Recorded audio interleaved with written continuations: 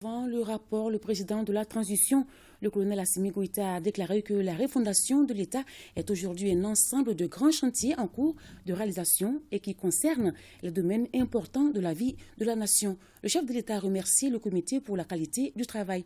On retrouve Mamadi Kone.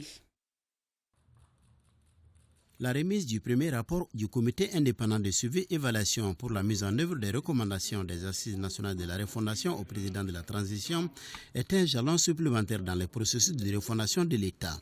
Les Assises nationales de la refondation tenues en décembre 2021 ont servi de cadre privilégié pour passer en revue les questions existentielles de notre nation après 30 années de vie démocratique. Et cette large introspection citoyenne a permis aux Maliennes et aux Maliens d'identifier non seulement les causes des blocages politiques institutionnels, mais aussi de formuler des recommandations fortes pour la refondation indispensable de notre pays. Ces recommandations, faut-il les rappeler, étaient au nombre de 517 et devenues la référence pour l'intervention de l'État. Elles ont servi de base pour l'élaboration par le gouvernement du cadre stratégique de la refondation de l'État. Les actions recensées ont ainsi été réparties en 3 catégories, à savoir 55 actions prioritaires, 153 actions prioritaires complémentaires et 309 actions dont la réalisation porte au-delà de la transition. La création du comité indépendant de suivi et évaluation de la mise en œuvre des recommandations des Assises nationales de la refondation traduit la volonté des autorités de conférer à la voix du peuple un caractère sacré. Sa mise en place répond alors à un impératif de redevabilité qui devra désormais caractériser la gestion des affaires publiques. Dès lors, il ne fait nul doute que cette cérémonie constitue un des grands symboles du processus de refondation si l'on sait que la mission du sincère AR est avant tout de mesurer et d'apprécier l'exécution des recommandations formulées ainsi que les progrès réalisés sur la base d'informations pertinentes, collectées et d'indicateurs de résultats fiables. Les différents documents adoptés par le gouvernement, à savoir les cadres stratégiques de la refondation de l'État, le plan d'action de la refondation et le plan d'action prioritaire du gouvernement de la transition sont articulés autour de 5 axes stratégiques.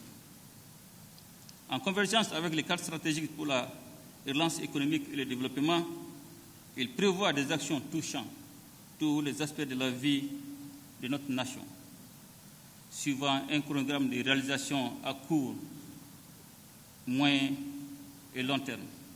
C'est pourquoi le président de la transition a salué la tenue des Assises nationales de la refondation avant d'inviter les membres du comité à surmonter les difficultés. La refondation de l'État est aujourd'hui un ensemble de grands chantiers en cours de réalisation et qui concernent les domaines importants de la vie nationale, comme les conditions de vie de la population, les infrastructures, les institutions, l'environnement et le comportement des hommes. C'est pourquoi nous devons garder constamment à l'esprit que sur ces questions, le peuple attend des résultats tangibles et bien mesurables. Le colonel Assimi Goïta a promis de tout mettre en œuvre pour la bonne exécution des recommandations des Assises nationales de la refondation. C'est pourquoi le gouvernement mettra tout en œuvre pour une meilleure appropriation des cadres stratégiques de la refondation de l'État par l'ensemble des services techniques et des agents de l'administration publique afin que les différentes actions prévues puissent être réalisées selon le chronogramme défini. Il y va de la réussite de la transition dont dépendent en définitive la stabilité sociopolitique dans notre pays et le développement économique que nous appelons de tous nos vœux. Toutes ces actions que nous réalisons doivent s'inscrire dans une vision fondée sur les 3 principes intangibles qui sont le respect de la souveraineté du Mali, le respect des choix stratégiques et des choix des partenaires opérés par le Mali, la défense des intérêts vitaux du peuple malien dans les décisions prises.